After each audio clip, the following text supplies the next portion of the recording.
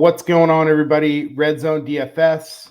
Welcome, welcome, welcome. Today we are talking about, we're just doing a short video, top 5 sleeper fantasy QBs. Now, I know it's a little bit difficult for sleeper QBs, but we're going to try and do our best here, okay? So, number 1 for sleeper QBs. Obviously, we're using Run the Sims. You can mess around with the rankings a little bit. These are just going off of your standard rankings that are plugged in there. I have done some customized rankings that I'll be putting out later, but let's talk about today my 5 guys. So number 5 is going to be Pat Mahomes. Not really like, okay, great. Yeah, why is Patrick Mahomes a sleeper? Well, he's going off as QB number 4. He's got an ADP down here in the 50s, which I think is pretty crazy, right? He's a fantastic player. He's going to have tons of volume this year. The only problem is why I think a lot of people are shying away from Patrick Mahomes is he's not really like the super sexy pick, right? Like Tyreek's gone. Yeah, it's one of those things. But especially if you're talking about best ball, season-long and redrafts, I'm not a big proponent of taking quarterbacks real early, but if you can get Patrick Mahomes in the late 4th, early 5th round, which is really where you can per his ADP, if you do decide to take a stab at Kelsey at the end of the 1st round, let's say maybe you're picking pick number 12, right? Or 11. You could easily, do that, 12, 13 Kelsey and a running back, come back at that 3-4 turn, maybe take him there. Maybe if you want to try and wait, you could take him after that in best ball. I think it's a fantastic opportunity, though. My number 4 sleeper, a lot of people are down on him, but you can see by the projections right now, Jalen Hurts is somebody you simply cannot ignore when it comes to fantasy quarterbacks. I mean, he runs the ball. They have, it's going to be very difficult to pinpoint the Philadelphia run game. Per the projections, and these are pretty conservative projections, he's QB number 2. I mean, that's something you flat out just can't, whether how you feel about him or not, this is going to be a great list, right? Jalen Hurts is a guy that has the running upside that we want. Everyone wants to draft Lamar Jackson. Lamar Jackson, in comparison, is going off at ADP 49. We can get Jalen Hurts 15 picks later. That's a round and a half later. And especially Jalen Hurts is a guy in my home leagues or redrafts and stuff like that. Like I said, I don't love taking a guy that early, but man, I mean, look at some of this stuff. I think that his overall yards are going to be a lot lower, but his rushing upside, right, is really what we're looking at now. I think 8's pretty aggressive, but it's certainly not out of the realm of possibility. You've got your projection of 8 touchdowns to 24. It's coming from everywhere, especially in leagues like Best Ball. He's fantastic. I really like pairing him up with a guy like Dallas Goedert. Number 3.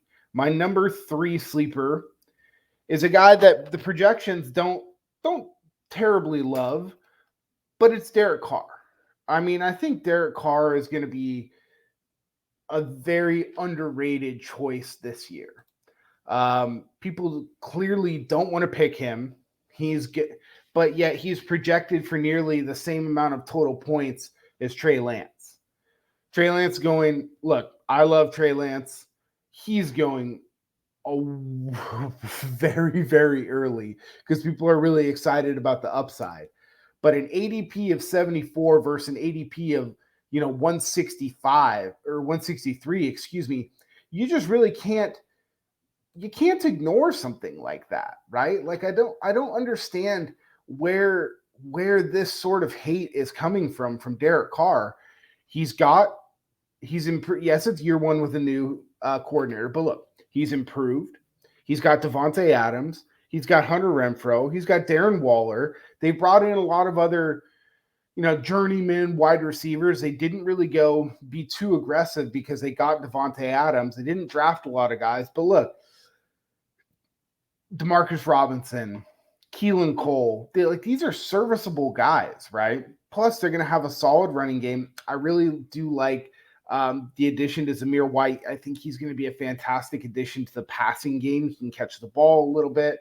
But Derek Carr is a guy in the AFC West that, we just flat out cannot ignore, right? And you're going to see a theme. There are 3 AFC West quarterbacks in my top 5 sleepers. Why?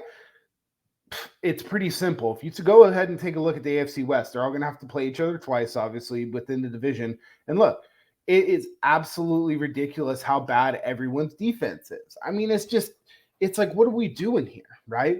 So I think it's perfectly fine. Derek Carr is a guy I would really like to trot out there. Like I said, he fits with my philosophy of taking a quarterback late.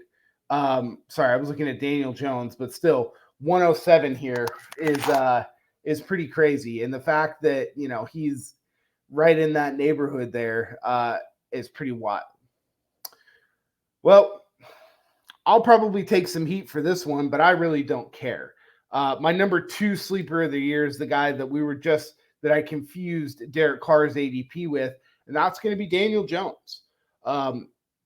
Look, the camp footage is bad. They're installing a new offense, but I really don't care. If I can get a guy at ADP 163 that is going to be QB 15 for me, that is 100% okay with me.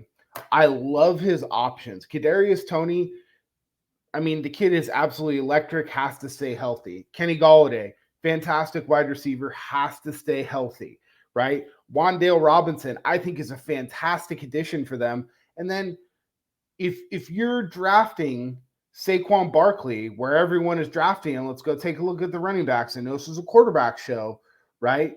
But if we're taking Saquon Barkley at ADP 15 to 16, what's the pensiveness about waiting all the way until ADP 163 to draft Daniel Jones?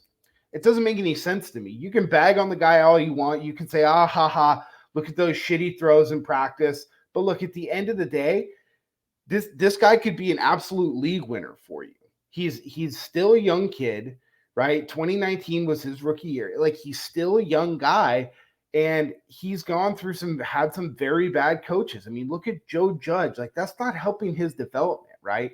Now, I'm not saying that Brian Daboll is going to be the savior to turn Daniel Jones around, but look, this is a new regime. They have nothing to lose this year. So if he sucks and is horrible, then it is what it is. But everyone thinking that they're going to turn to Tyrod Taylor, like, that makes no sense for them to turn to a journeyman quarterback to win them 1 or 2 extra games, maybe. No, you want to see what you have in Daniel Jones to see if you have a future. It doesn't make sense to go with some of those other guys, right? So Daniel Jones is my number 2. My number 1 sleeper quarterback of the year is a guy that I have professed to not like very much, and he could absolutely be a league winner. I think this projection is crazy conservative for him, and that's my man Kirk Cousins. Kirk Cousins is a bit of a weirdo. He's a little bit of an odd guy, but you can't deny that they now have a much different offense. You've got the Rams offensive coordinator leading the offense now. Came from McVay. They're going to throw the ball. They've got Jefferson. They've got Thielen. They've got KJ Osborne. They've got Irv Smith. Don't care. He had thumb surgery, just clearing out some scar tissue. He'll be back. They've got freaking Dalvin Cook. What else could you want for a quarterback to be able to foster success? He was putting up league-winning type numbers last year in Mike Zimmer's archaic, John Gruden-esque, caveman offensive team style that they had. It was terrible. You have all these weapons. Put them to use. Kirk Cousins, man, I can't tell you. Again, we go to talk about the ADP.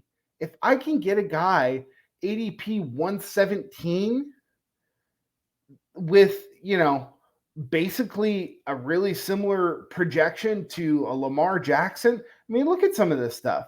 Kirk Cousins, why is he going all the way down here? Right? Like, I really like Russell Wilson. By the way, Russell Wilson's my honorable mention who didn't quite make this list. But look, Russell going at ADP 80 as opposed to Kirk going at 117. Kirk's played with all this. Yeah, they have a new offensive coordinator, but look, Kirk Cousins is a guy that you can absolutely have win your league. Okay. He is the number one sleeper. He's going to blast these rankings. One of the things, like if you don't want to get all crazy and you have run the Sims, one of the cool things that you can do is you can go to the inputs. You can change around the inputs however you like to, right? Or you can just go to the inputs and then you can do a boost, right? Save, and then go back to the rankings by position and see what that does to Kirk Cousins. If we boost Kirk Cousins up to the maximum amount of projection, so, and I don't even think this is, that crazy. You guys tell me, maybe he gets a few more interceptions, but 4,700 yards and 33 touchdowns, like, okay, like, done, right? Obviously, I boosted those projections up, but I think that's where he's going to finish. So if I can get a guy, look, our two guys right here, Jalen Hurts with no boosted, and then Kirk Cousins boosted up. He's the guy. If you don't like him, put that stuff aside. He pairs really well with guys that if you're trying to stack up in best ball. You can take Justin Jefferson with your first pick in the first round. If you're pick 3 to 5 or wherever that might be, you can get Kirk nice and late. You can pair him up with Irv Smith. You can pair him up with KJ Osborne for those spike weeks.